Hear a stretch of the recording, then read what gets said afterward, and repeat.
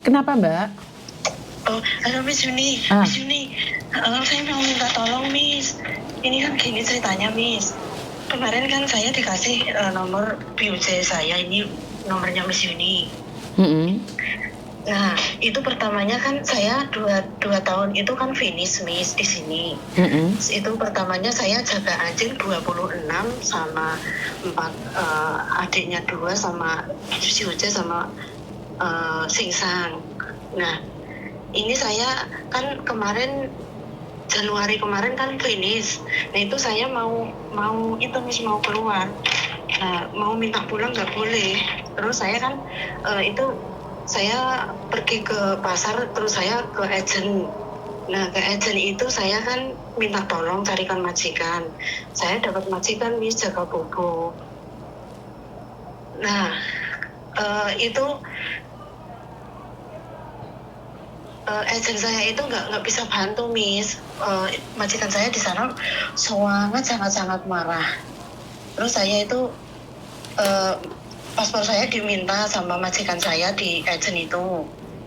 Nah terus dipegang sama dia sampai saya disuruh tanda tangan, dipaksa tanda tangan, disuruh nambah lagi kontrak di sini Miss.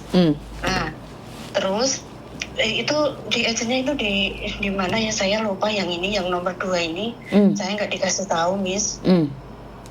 Nah habis itu terus saya itu mau minta itu kemarin kan 1 tahun harus syuting kan Miss. Nah itu kan saya mau syuting sama PUC saya itu bulan 8 sudah minta izin sama majikan saya. Oke. Bulan 9 itu dia ngomong lagi, telepon lagi sama majikan saya, oke. Bulan 10 itu Miss, itu hari Minggu itu tinggal berangkat itu dibatalin sama dia, bilang paspor saya hilang. Ya kan Miss. Nah dia bilang hilang. Nah ini kan orangnya pergi ke Cina. Saya kemarin kan ngubres di kamarnya dia kan nggak ada orang Miss ke Cina, Siuce-nya.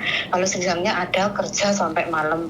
Nah itu paspor saya itu terletak di lemari dia sama uang sama apa itu, tapi saya nggak menyentuh sama sekali itu. Tapi saya tahu itu paspor saya di situ, yang saya sentuh itu paspor saya, cuma paspor saya, tapi yang lainnya itu nggak saya sentuh. Nah itu kan ini kan Januari ini tanggal 23 ini kan visa saya habis Miss. Tapi sampai sekarang pun saya bilang saya syuting itu nggak digubris sama sekali Miss. Terus PUC saya bilang kamu lapor Miss Yuni aja, nanti minta bantuan, terus kamu nanti kalau bisa 1 tahun itu suruh ngeluarin, suruh gantikan majikan, nanti kalau bisa kamu minta bantuan Miss Yuni, bilang gitu PUC saya itu. Nah terus sampai sekarang itu dia pergi ke Cina sendiri. Kemarin kan bilang nanti kamu tak bawa ke Thailand, nanti di sana murah, di sana murah, nanti kamu di sana enak kok, nanti tak bawa ke sana. Tapi sampai sekarang pun loh Miss, ini udah bulan 12 loh Miss. Terus itu gimana Miss? Nanti kalau PUC saya bilang gini, nanti kamu OS loh, nanti kalau nggak kamu tekan itu majikan saya itu semakin saya tekan, semakin saya berani, dia semakin gimana ya Miss, semakin menekan saya gitu loh Miss. Ya pekerjaan lah, inilah mijit itu nggak ada loh Miss di dalam kontrak loh Miss. Mijit itu kadang itu sehari itu 2 kali kadang. Mijit itu kayak mijit mayat loh Miss, nggak terasa loh Miss. Kalau nggak terasa pakai tangan, pakai sikut. Mijitnya itu, sama itu gajinya itu nggak pernah on time. 3 tahun ini nggak pernah on time 1 kali bulan 5 tanggal 12 ya 2 tahun yang lalu. Saya di sini 5 bulan itu baru satu kali itu on time tok itu.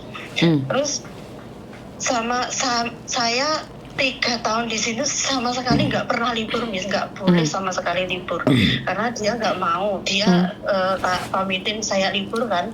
Itu saya cari Cece itu buat jaga anjing saya itu nggak mau itu ambilin kotoran, ambilin oli itu nggak mau. Dia bilang gitu. Nah terus saya nggak pernah itu diganti uang libur itu nggak pernah.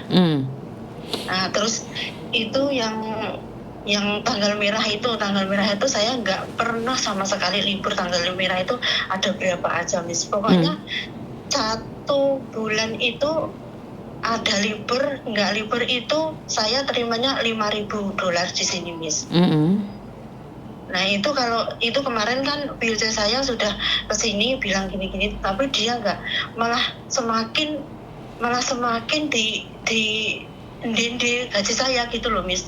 Saya tahu Jani itu kalau majikan saya itu saya tekan, saya bawa PJ saya itu dia nanti akibatnya saya gini gitu, saya tahu. Tapi kalau nggak digituin dia nggak ada takutnya loh, Miss. Dulu sama di KJRI sama Pak Teguh itu saya bilang juga, tapi disuruh itu dulu, disuruh buat pernyataan dulu, nanti kamu di situ enak nggak, kalau enggak kamu buat pernyataan gitu. Tapi saya nggak keluar sama sekali loh, Miss, nggak dikasih libur sama sekali loh, Miss. Oke, artinya adalah kamu tidak pernah peduli dong, sudah nggak pernah lapor lagi sama Pak Teguh, dan harusnya kamu itu tetap continue berbicara dengan Pak Teguh. Karena bagaimanapun juga kalau kamu berbicara dengan Pak Teguh kan lebih enak, Mbak.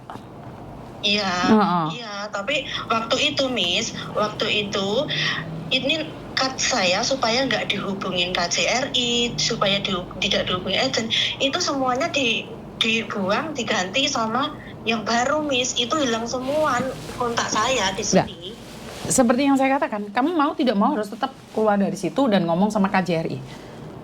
Jadi kalau kamu ada kesempatan keluar, kamu harus tetap laporan sama KJRI. Karena tidak ada siapapun yang bisa menolong kamu kalau kamu nggak keluar di situ.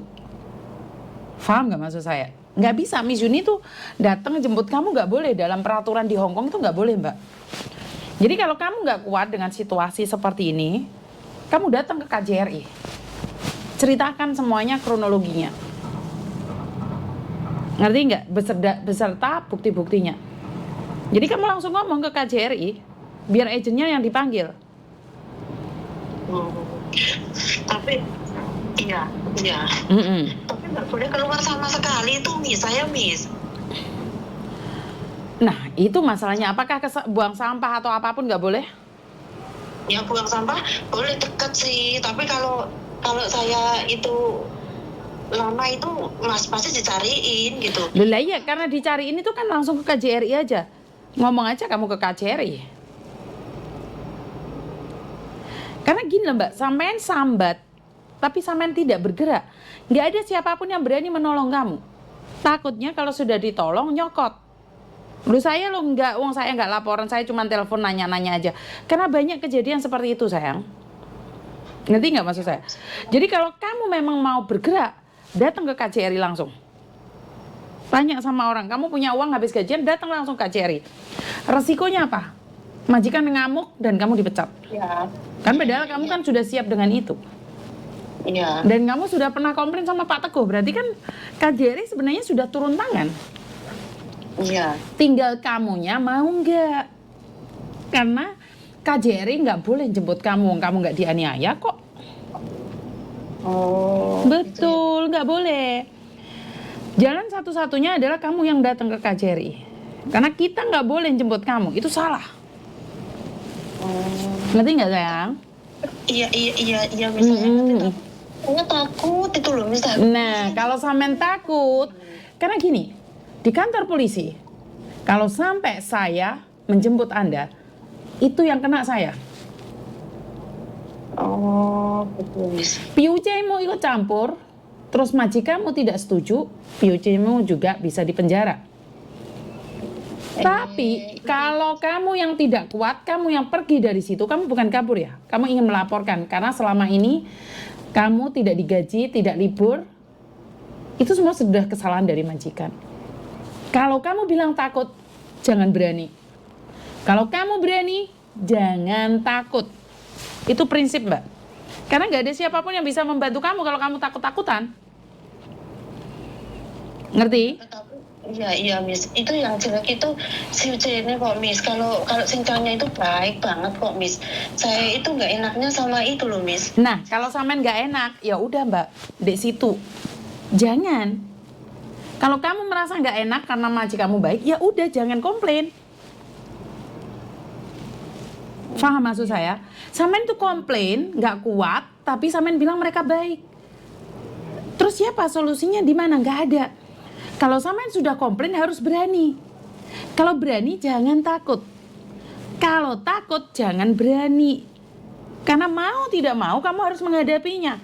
Yang punya masalah kamu. Nah giliran di sidang kamu bilang, oh singsang saya baik kok. Ya udah nggak apa-apa saya balik lagi. Nah orang yang jemput kamu dikiranya provokator. Jadi kalau kamu memang tidak suka dengan majikan dan kamu sudah bekerja di situ lebih dari 2 tahun, orang akan menyalahkanmu. Kalau majikan tidak baik, kenapa renew sayang? Iya, ya kemarin itu kepaksaan itu nih. Nggak ada yang bisa memaksa kamu kecuali dirimu sendiri yang mengizinkan. Nggak ada yang bisa memaksa kamu udah finish kok. Itu kamu sendiri ketakutan sendiri sayang. Ya kemarin itu Januari itu tanggal 15 itu saya mau kabur Miss. Tapi polisinya bilang gitu kan saya panggil itu kau itu kan Miss. Kesini 6 orang. Terus minta nih paspor saya dan data diri saya. Tapi nggak dikasihnya bilangnya itu di kantor. Tapi nggak di kantor disembunyiin gitu loh Miss. Iya. Tapi intinya kalau kamu sendiri yang tidak keluar dari situ, nggak ada siapapun yang bisa menolong kamu. Titik. Jadi kamu harus bergerak dulu nih. Nah, KJRI akan bertindak. Ngerti? Iya, Miss. Tetap kembali pada dirimu. Tidak ada yang bisa membantu kamu kecuali kamu sendiri. Iya, Miss. Miss Yuni cuma ngomong aja, tapi kan konsekuensi kamu yang nanggung, sayang. Iya. Tapi resikonya nanti saya dikeluarin kalau gimana ya, saya bingung di Indo itu masih banyak tanggungan, tapi kalau dikeluarin nanti saya gimana gitu Miss. Nah kenapa tadi Miss Yuni bilang bahwa konsekuensinya kamu yang nanggung? Nah ini yang saya katakan, jika kamu masih butuh duit, diem. Ngerti nggak maksudnya Miss Yuni? Artinya adalah kamu masih butuh duit, ya jangan melakukan apapun. Ngerti nggak? Iya. Berarti kan kamu masih butuh duit sayang. Iya. Jangan. Tapi saya nggak kuatnya itu mijet itu, aduh gimana ya Miss ya. Lah iya kan tadi saya bilang, kalau kamu berani jangan takut, kalau kamu takut jangan berani.